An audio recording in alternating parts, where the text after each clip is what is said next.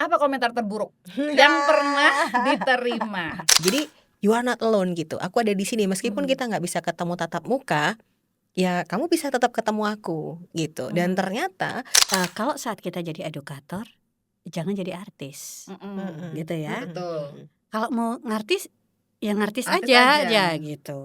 Itu saya diserang banget. Dianggapnya saya kayak menyerang si Menyerang public figure ini. orang-orang. Padahal enggak, saya cuma ingin meluruskan. Orang-orang kesehatan, Heeh. termasuk psikiater, psikolog, atau helper, siapapun itu adalah kelompok rentan yang terima kasih ya. Konten videomu itu membantu saya mempermudah dalam praktek saya. Itu buat saya tuh kayak satu reward yang menyenangkan sekali karena ternyata sebermanfaat itu. Yes. Tidak hanya untuk masyarakat, bahkan teman sejawat pun bisa mengambil konten kita untuk membantu pasiennya juga gitu.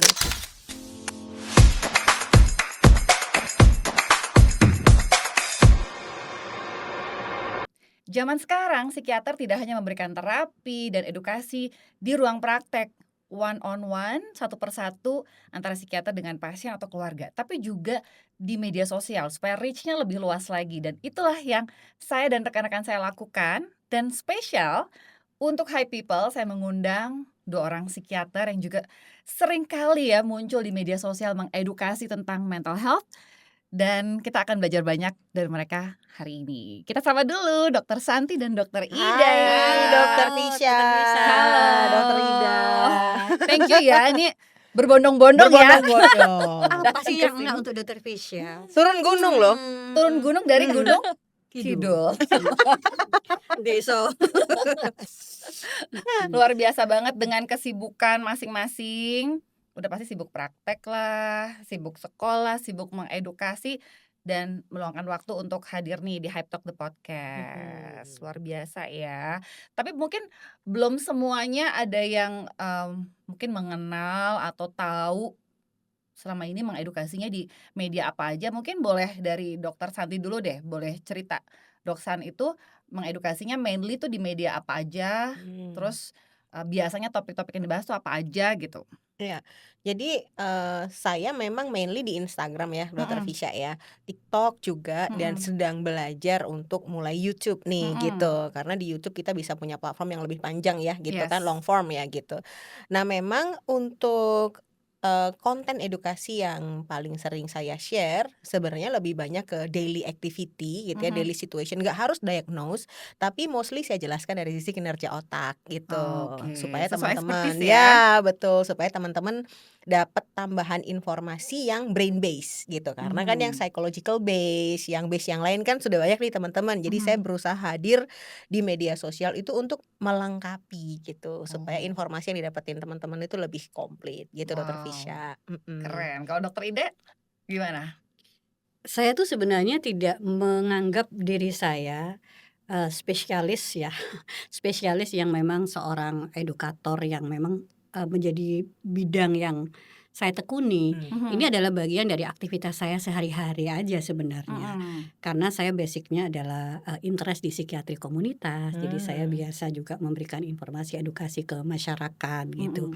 Hanya kemudian saya berpikir bahwa kalau saya memberikan informasi secara langsung, itu jangkauannya lebih sempit, sehingga saya mencoba untuk mengembangkan ini sebagai bentuk edukasi yang lebih luas gitu. Jadi saya sih nggak kepikir ya, awalnya nggak kepikir untuk Jadi influencer? Enggak sama sekali, ini nih yang paling bertanggung jawab ya. Gitu ya. Boleh diceritain apa nanti aja tuh? Boleh Jadi diceritain. ceritanya Gimana sebenarnya ceritanya? ini dia suka ngolok-ngolok saya nih. Jadi katanya saya itu adalah psikiater yang paling, bukan tua ya, Apa dong? Senior paling mungkin. Senior. ya artinya saya sebenarnya masuk di dunia media sosial itu kan bener-bener bukan masa saya gitu, bukan masa saya, bukan zaman saya.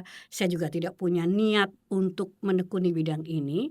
Gara-gara adik saya yang bandel ini, Dr. Santi, itu yang memprovokasi saya. Wow, Dia provokator bilang, ya, iya, Dr. jadi Santi. Mbak Ida harus di media sosial. Jadi saya ingat betul awal-awalnya dia yang ngirimi lighting, yang ngirimi headset dan sebagainya itu Dr. Santi. Dan dia yang ngajarin saya mulai cara mana yang dipencet. Jadi saya benar-benar memang nggak meniatkan Dari itu. nol ya? Dari nol, saya nggak ngerti gitu sama sekali. Tapi Mhm. memang karena Dokter Santi selalu mendorong saya, dan dia yang mentorin saya juga sih.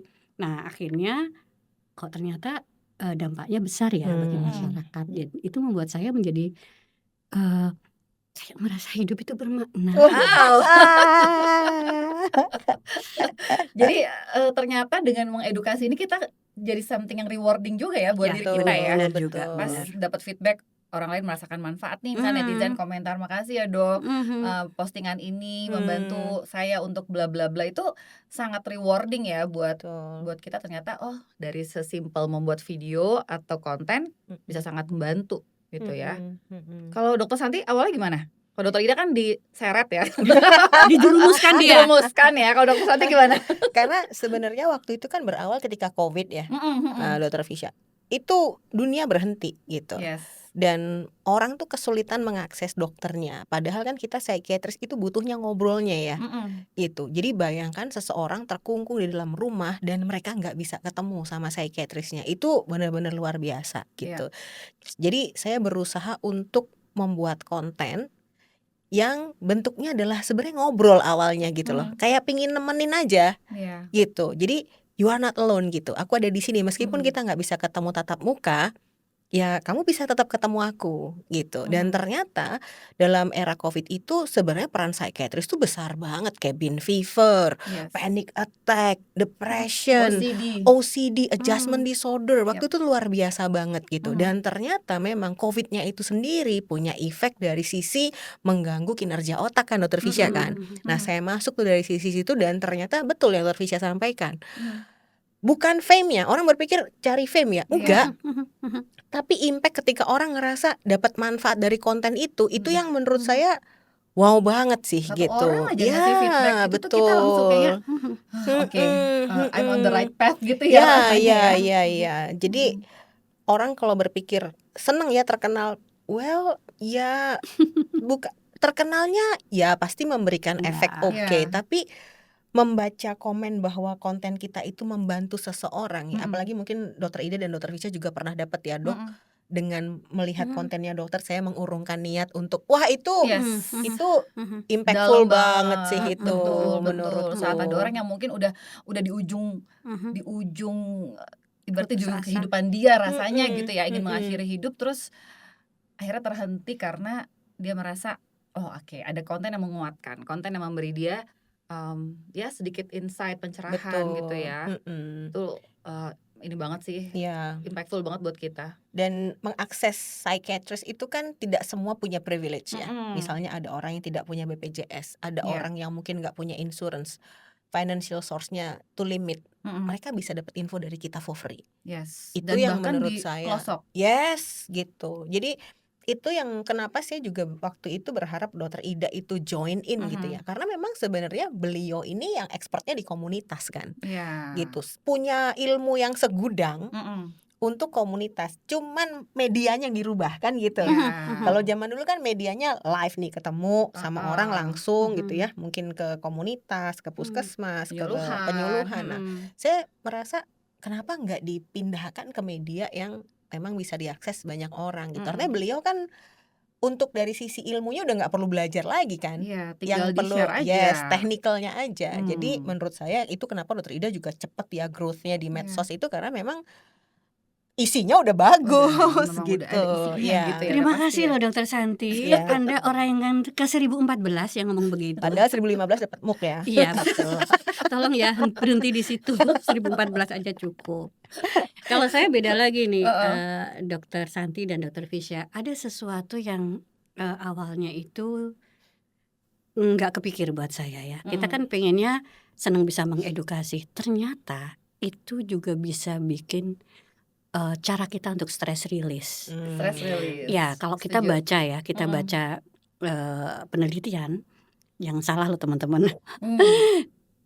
Orang-orang kesehatan, termasuk psikiater, psikolog, atau helper, siapapun itu adalah kelompok rentan yang mengalami stres dan burnout gitu. Yes. Jadi ini memang kita punya kerentanan, kita harus akui itu. Yeah. Kita manusia ya. Kadang-kadang orang mikir, kok bisa sih psikiater stres, psikolog Mhm. stres? Ya kita kan manusia. Padahal kalau Dokter Santi selalu menjelaskan, masalah mental itu adalah masalah brain. Jadi ya kami juga bisa mengalami. Mhm. Nah ternyata yang saya rasakan secara pribadi, dengan saya menulis, dengan saya membuat, itu adalah cara saya secara pribadi untuk bisa mengekspresikan perasaan saya. Kayak journaling, Mhm. kemudian saya juga ngerasa bahwa itu bentuk ventilasi. Saya Yes. bisa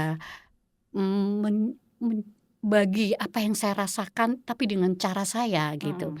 Dan itu ternyata buat saya adalah salah satu bentuk healing gitu. Yes. Jadi terlepas apakah orang itu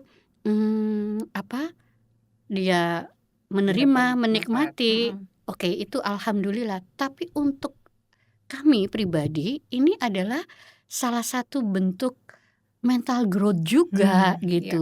Akhirnya kita jadi belajar.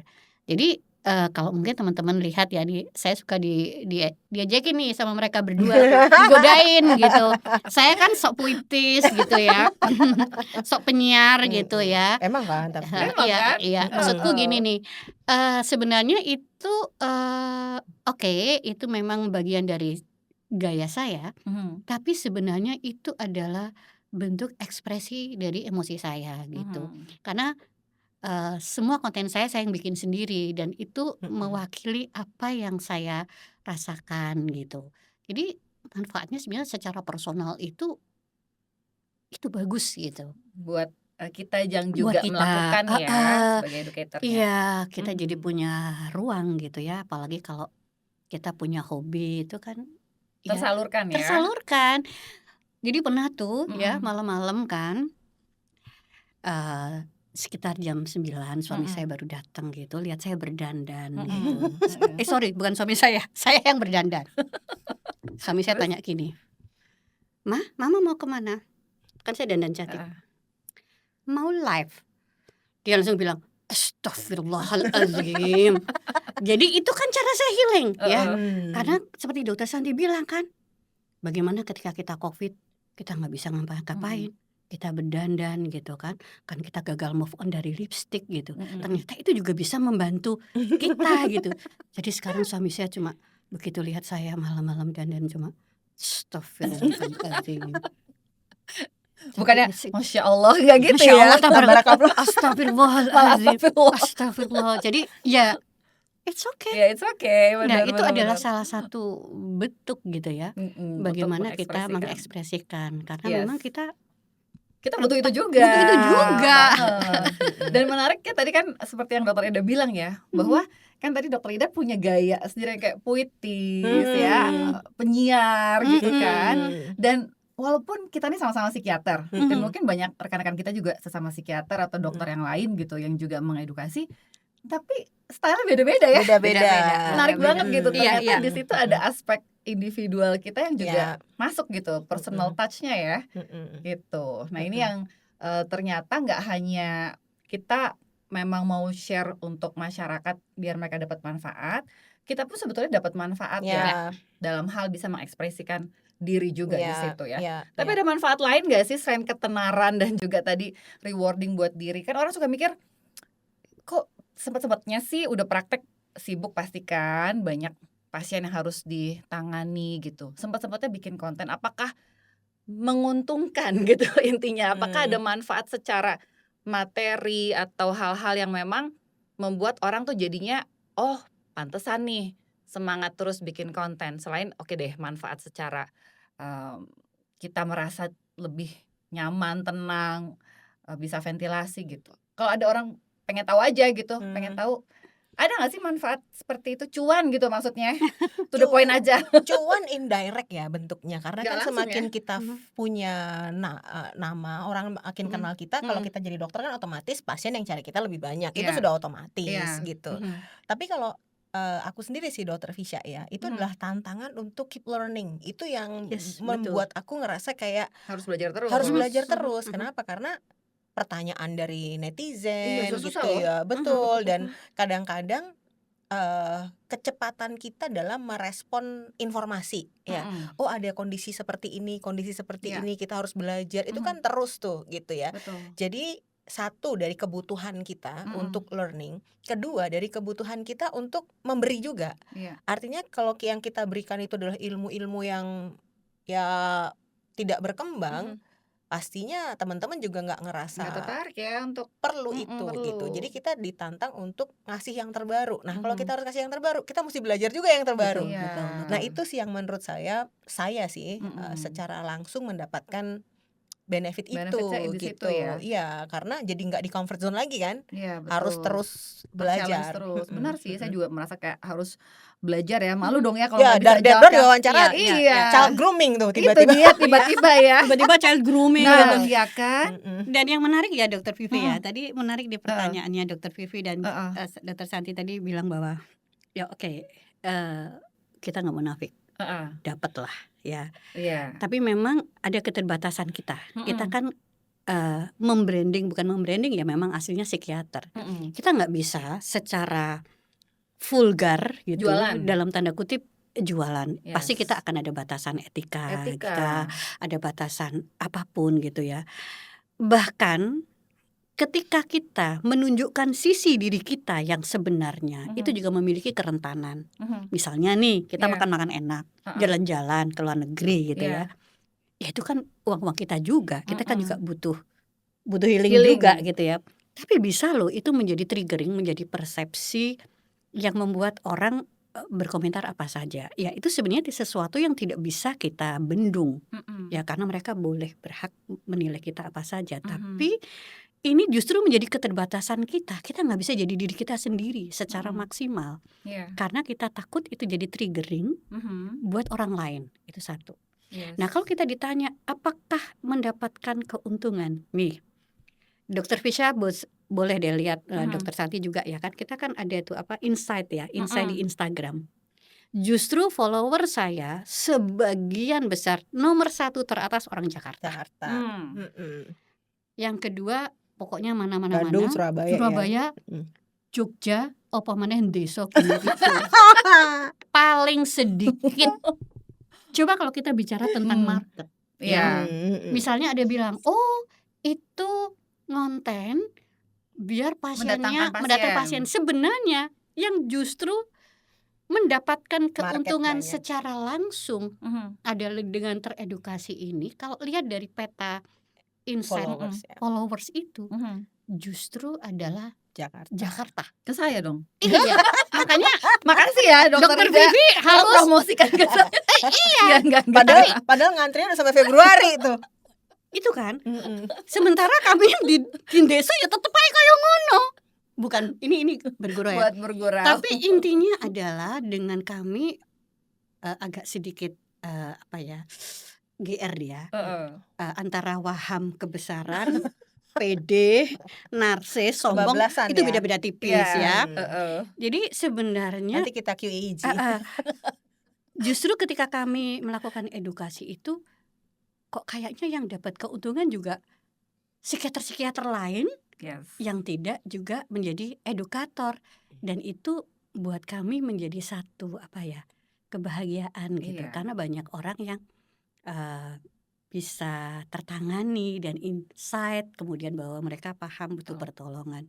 Jadi Setuju. kalau itu dianggap keuntungan personal langsung kepada kami ada, tapi dari hasil data itu ya Dokter Santi ya, ternyata justru lebih banyak bukan ke kami. Iya, betul. Itu. Dan sebetulnya kan kita memang tidak yang kayak katakanlah jualan Ya, untuk orang enggak. datang ke praktek ya. Karena intinya adalah orang mau memeriksakan diri, Betul, berani ke betul, psikiater. betul. Stigma negatif terhadap Betul. gangguan jiwa, psikiater itu jadi lebih terberantas. Iya, That's the iya. point kan, True, gitu. iya, Makanya iya. orang, oh dokter sampai cari jadwal susah dan sebagainya. Nggak harus ke kita Ya, yang mengedukasi. benar, Kita cuma benar. nyampein Benar, infonya aja, gitu benar. kan. Apalagi kita juga berharap sih Mm-mm. teman-teman yang memang perlu memeriksakan diri, mereka datang ke tempat yang memang bisa diakses kan. True. Iya. Karena kan Iya. butuh konsisten juga, nggak Iya. bisa sekali 2 kali mungkin. Betul. Kalau perginya jauh-jauh atau nggak Mm-mm. sesuai ya nanti ya tidak akan menghasilkan hasil terapi yang baik ya. Iya. Iya. Tapi tadi kan Dokter Ida bilang nih, kadang-kadang kita nih setelah kita menjadi mental health educator atau influencer katakanlah seperti itu, nggak selalu bisa jadi diri sendiri. Nggak selalu kita bisa menampilkan Benar. diri, ya udah suka-suka gue deh mau ngapain gitu ya. Hmm. Tetap ada hal-hal yang perlu dijaga ya. Karena mungkin ada yang ke-trigger dan mungkin mereka bisa menilai dan berkomentar yang nggak selalu menyenangkan. Apa komentar terburuk yang pernah diterima di media sosial? Siapa duluan? Aku dulu kali ya, Ya, karena Dokter Santi. karena konten edukasiku itu kan sesuatu yang biological ya, Heeh. yang sangat bertolak belakang dengan stigma psikiatri yang Heeh. sudah ada dan seringkali bertabrakan dengan budaya gitu ya kan, bahwa kerasukan, ketindihan itu sesuatu yang berkaitan dengan ini itu ya, kemudian mengkaitkan hal-hal yang mistik dalam kondisi gangguan mental, dan itu saya debunk dengan penjelasan biological gitu. Justru disitulah sebenarnya tantangan terberat saya tuh Dokter Fisya dalam mengedukasi yang brain based. Mau edukasi yang enak-enak itu gampang, udahlah nggak usah bahas itu deh. Iya. Yang santai-santai aja, gimana cara ini, tips oh itu edukasi yang sangat enak karena Aman. semua Aman pasti ya. berterima kasih ya Iya, dengan zona apa yang kita aman. edukasikan gitu. Mhm. Tapi kan kita juga butuh memberikan informasi yang tepat berkaitan dengan patofisiologi penyakit supaya orang tuh ngerti bahwa itu tuh medical disorder gitu loh, itu Iya. tuh medis. Nah itu tuh kalau udah ngedukasi gitu tuh saya udah siap-siap aja nih, pasti komen-komennya tuh luar biasa Kayak gitu. gimana sih komen kayak gimana? Jadi kayak misalnya contohnya gini, menyebut saya tidak percaya dengan Gaib, agama gitu ya, agama. atau menyebutkan bahwa saya quote unquote BODOH gitu ya, menggunakan penjelasan-penjelasan Kata-kata. yang atau misalnya kata-kata sok pinter lah, kamu siapa lah, gini dan segala Iya. macem gitu. Kalau sebenarnya kalau kamu siapa tinggal ngelihat ijazahnya sih. Lulusan mana gitu ya. Iya, kamu nggak tahu saya Cuman- siapa. Apalagi Cuman- sebentar lagi. Cuman kembali lagi kan targetnya bukan membuktikan kita pintar, Iya. tapi justru membantu membuat masyarakat paham. Jadi sebenarnya kalau mereka bilang kamu sok pinter dan segala macam, itu betul-betul di luar kebutuhan saya untuk menunjukkan saya pintar tuh bukan, tapi pingin teman-teman memahami sesuatu yang benar gitu. Ya, jadi kalimat-kalimat seperti itu, apalagi mungkin Dokter Fisya, Dokter Ida, kita nih dokter spesialis yang mendidik mahasiswa kedokteran ya, mendidik residen, yang Yes. notaben bagaimana ya di kedokteran itu hierarki menghormati senior seperti apa, Iya. terus kita zong banget nggak di Begitu, medsos nah. itu awal-awal saya pikir Lumayan ya. wow banget Wow sih banget. ini gitu, tapi ya well it's part of educating saya rasa. Iya. Kita tuh mengedukasi yang mau diedukasi Yes. gitu. Saya yakin apa yang kita berikan akan memberikan manfaat untuk yang membutuhkan. Jadi untuk yang tidak memerlukan ya itu di luar kemampuan kita Iya. untuk mengkontrol. Iya. Kita pasti akan ada yang kontra, tapi Akan it's ada part of ya. education gitu. Itu yang saya coba lindungi dari kakak saya tercinta. Nah, gimana gitu. si kakak Benar. tercinta ini? Jadi kalau saya terus terang, Heeh. saya tidak seberani dia. Saya bermain aman gitu. Jadi saya itu punya 2 anak laki-laki yang sangat kritis gitu, yang memberikan batasan tidak boleh begini. Jujur kadang-kadang itu tidak menjadi diri saya sendiri. Kalau saya relatif aman. Kalau konten-konten saya kan cirinya ngademin gitu ya. Kadang-kadang ada sisi-sisi spiritual sedikit. Iya. Kalau saya komentarnya itu yang langsung biasanya itu terkait dengan misalnya nih ya, jilbab saya atau baju saya Agak tersingkap. agak agak jadi pendek. kalau syar'i Kurang itu syar'i ya. kurang syar'i. Jadi biasanya yang disorot itu adalah terkait dengan penampilan saya. Jadi kalau misalnya saya pakai jilbab yang oh ya begini syar'i, itu harusnya kalau lengannya kelihatan di blur. Jadi kayaknya memang mereka punya sebuah sebuah harapan bahwa harusnya saya adalah orang yang seperti yang mereka imajinasikan. Ya, saya tidak bisa menyalahkan juga mereka punya imajinasi seperti itu. Tapi saya juga bukan orang yang gimana ya, ya itu adalah saya punya proses spiritual sendiri gitu. Dan itulah yang kemudian saya berpikir, saya kenapa tidak terlalu berani gitu ya untuk melakukan sesuatu yang beresiko ya untuk ukuran saya. Karena saya juga diingatkan nih, jadi kalau misalnya jadi meloncat-loncat ya. oleh Dokter Santi. Jadi Dokter Santi itu sebenarnya salah satu yang ngejagain saya. Jadi kalau ada sesuatu yang agak beresiko, maka jangan Mbak, jangan gitu. Jadi dia nggak pengen juga saya kena gitu. Iya. Nah, tapi di sisi lain dia biarkan dirinya kena gitu. Jadi saya terima kasih. Ya itulah kalau saya sih nggak terlalu, tapi sisi-sisi agama Sisi yang agama ya. Hmm. Saya tuh dulu waktu kan awal-awal juga main medsos di masa-masa COVID tuh. Iya. Mm-mm. Dulu pertama kali viral itu karena ngebahas stigma ODGJ nggak bisa kena Ah. COVID, tapi bilangnya orang gila. Oke. Orang gila nggak bisa kena COVID. Nah, Mm-mm. jadi ada 2 poin yang saya highlight, penggunaan istilah orang gila, memperkenalkan istilah ODGJ, Mm-mm. terus bahwa ya ODGJ kan manusia, bisa dong kena penyakit apa aja. Mm-mm. Itu saya diserang banget Hmm. gitu sama beberapa ini ya Oh, karena haters. Dokter Fisya waktu itu mention Mention. artis gede. Betul, Ya betul. ya ya. Karena itu dibahas di podcaster yang Besar. besar Ya aku banget, paham itu. ngetop Aku ngeri banget, banget itu. dengan komedian yang bintang tamu podcastnya juga ngetop Sangat. banget. Jadi saya diserang tuh, waduh, pokoknya ibu dibayar berapa Bu gitu, sama jadi ibaratnya antek-antek COVID gitu kan, gitu. Terus kemudian banyaklah kata-kata yang tidak mengenakan lah gitu kan, bahwa dianggapnya tuh apa yang saya Buzzer ya? sampaikan itu kayak ada buzzer-buzzernya gitu ya. Dianggapnya saya kayak menyerang si Menyerang public figure ini, orang-orang. padahal enggak, saya cuma ingin meluruskan karena kan dia punya platform besar gitu ya, bahwa ya kita nggak boleh ngestigma dan sebagainya.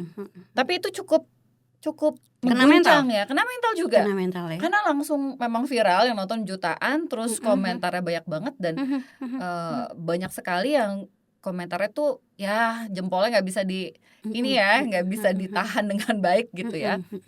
Dan itu nggak cuma sekali ya, kalau ada juga beberapa tuh yang kalau terkait kayak agama, misalnya kita bahas dari sisi medis, dianggapnya saya mengabaikan sisi agama Betul, gitu, padahal betul, kan betul. ya kan sejalan gitu ya. Tapi intinya ya dianggap itu saya tuh nggak beragama lah, atau yang memang tidak menginkludkan aspek agama, spiritualisme di situ gitu ya. Jadi ada kata-kata tidak enak lah, ada kata-kata yang menghujat, atau kalau saya lagi mengedukasi tentang adiksi, kemarin juga adiksi judul gitu ya, wah itu juga sama rame.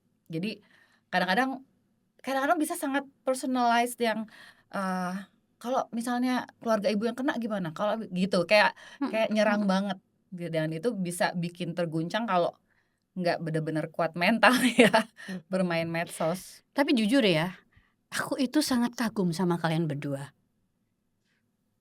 Masya Allah, tabarakallah. Masya Allah, Apa dulu? bingung Saya jadi merespons ya? bingung merespons, kok jadi serius tiba-tiba ya. Kalian punya keberanian untuk menyampaikan sesuatu dan tahan terhadap Serangan. Aku nggak bisa bayangkan. Dan kalau versiku itu jihad loh. Masya Allah. Masuk Jihad surga loh. nggak? Amin. Pemegang kunci Amin. soalnya.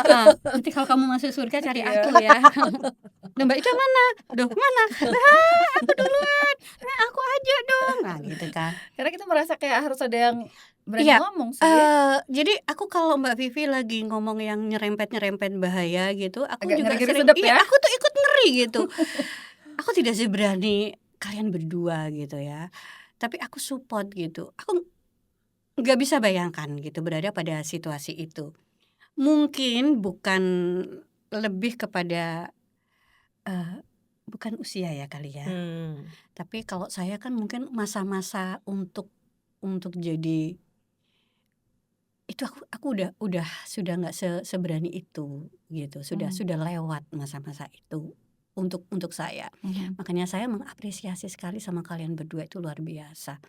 Thank you. Makanya So sweet. Tapi saya sih merasa karena saya punya support system yang Masya Allah banget, suami, Mhm. mama saya gitu, yang Mhm. memang selalu Mama Ida ya? Mama Ida. Halo Mama Ida. Tuh mamanya mensupport sekarang ya. Yang selalu gini, "Vi, jangan terlalu ini," misalnya Iya ngingetin iya gitu iya, kan. reminder Udah reminder. jangan, udah nggak usah didengerin, udah biarin aja. Itu selalu selalu Mhm, nge-remind. mhm. Suami juga gitu. Kalau enggak mungkin saya juga Iya benar. udah Ya, kena mental ya Kebayang dengan sih, kebayang Dokter Santi. iya seperti Eee, itu. tapi yang unik ya, meskipun kalian berdua itu kena serangan kayak gitu, masih sempet-sempetnya ngejagain saya gitu ya. Oh, so Baru nggak luka. sweet. Jadi ini teman-teman ya, mereka itu nggak mau saya yang kena loh. Itu yang buat Masya saya Allah. makasih banget ya. Thank mm-mm. you. Kita tuh juga Susah nyari yang gini. susah ya, jadi harus Saya tuh dijagain. sampai bilang, tolong ya, kalau saya udah makin lanjut usia, Mm-mm, tolong jaga saya, mm-mm, temani saya. Heeh. mm-mm. Kalau Digandeng. saya enggak gitu. Udah kayak mau lansia aja masih lama. Iya. Kan itu kan soal Iya. casing aja lansia Iya. itu ya, kan casing bisa diganti-ganti. Iya. Tapi memang Mhm. kita perlu ambil peran sih dalam Mhm, topik-topik ya. yang hangat, yang Mhm, memang mhm, mhm. masyarakat perlu Betul, betul. diluruskan ya. Karena Ya, kalau enggak yang meluruskan mungkin orang-orang yang tidak katakanlah tidak kompeten Yes. dan nggak lurus betul. gitu. Betul, Ya. betul, betul, betul. Jangan Itu lupa sih. kita pakai jas dokter itu tridharma loh. Iya, iya. Nah, itu yang teman-teman juga perlu tahu gitu ya. Iya. Bahwa di dalam jas kita itu ada pengabdian masyarakat. Iya. Pengabdian masyarakat Itu. itu Kalau ya. kita kan punya 3 agent. Mm-mm. Agent of change, agent of treatment, Mm-mm. dan agent of development. Mhm. Jadi dokter itu memang memiliki tugas itu gitu. Yes. Tapi saya suka sekali quote-nya Santi ini. Dia Apa pernah tuh? bilang begini.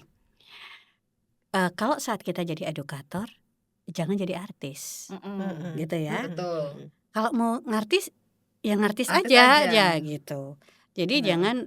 jangan kita bersaing dengan diri kita. Kita tuh mau menonjolin diri kita sebagai artis atau sebagai edukator. Yes. Jadi sebenarnya kompetisinya itu bukan dengan orang lain. Bagaimana kita bisa meredam, mengelola ego kita bahwa kita adalah seorang edukator. Meskipun kebutuhan kita untuk tampil, untuk diakui, Mhm. ya tetaplah kita manusia. Iya. Kayaknya itu perlu dijelasin deh, San. Itu Gimana keren, itu tuh? keren. Itu aku Mungkin inget banget banyak tuh. yang teman-teman muda yang juga lagi merintis untuk jadi Mhm. sama ya, jadi Mhm. mental health Iya. educator, jadi influencer juga.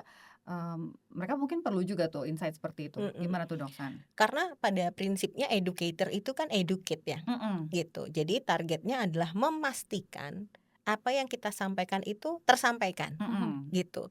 Jadi kalau kita udah artis, kebutuhannya itu adalah viral dan dikenal orang, apapun Yes. caranya, Ikut gitu. nyemplung ya dalam semua Betul. hal gitu. Dan itu riskan di pinggir jurang ya, kayak gitu tuh. Iya. Kita akan menghalalkan segala cara untuk Viral. populer. Nah, Mhm. itu bahaya banget untuk kita educator. Ya. Kenapa? Karena jadi ada kecenderungan shortcut, Mhm. ada kecenderungan mau cepet dan Mhm. lupa basic Tujuan kebutuhannya utama. tadi awalnya adalah educate. Mhm. Nah, itu makanya saya selalu menyampaikan juga ke adik-adik yang memulai Mhm. sebagai content creator, apalagi dokter, jangan Ya. lupa kita mau jadi siapa tuh, ditentuin dulu dari awal. Mhm. Mau jadi artis, berarti ngartis aja. Ya. Kalau jadi health educator, berarti harus tahu bahwa kita health educator. Memang mengedukasi, Betul. mainly Jadi mengedukasi ya. isi kita itu berbeda dengan orang yang tahu informasi ngebagi.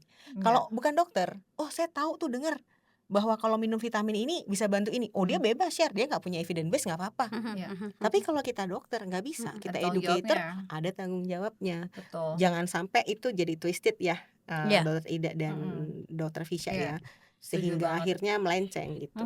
Ya, itu juga sebenarnya salah satu bentuk keprihatinan Mhm. saya ya secara pribadi gitu.